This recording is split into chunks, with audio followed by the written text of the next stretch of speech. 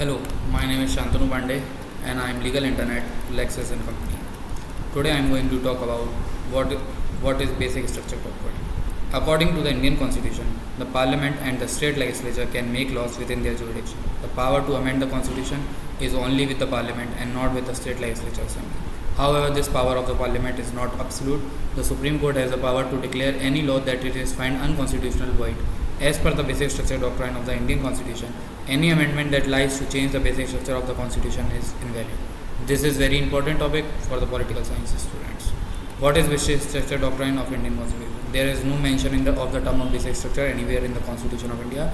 The idea that the Parliament cannot introduce law that would amend the basic structure of the Constitution evolved gradually over the time many cases. The idea is to preserve the nature of Indian democracy and to protect the right of liberties of the people. The basic structure doctrine of Indian Constitution helps to preserve the spirit of the constitutional document. It was the Kesavananda Bharati case that brought the doctrine into the limelight.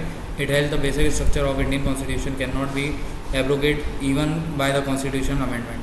The judgment listed in the basic structure of the Constitution: supremacy of Constitution, unity and sovereignty of India, democracy and public form of government, federal structure and Constitution, secular structure and Constitution, separation of power, individual freedom. Any law of amendment that violates these principles can be struck down by the Supreme Court on the ground they distort the basic structure doctrine of the Indian Constitution. Thank you.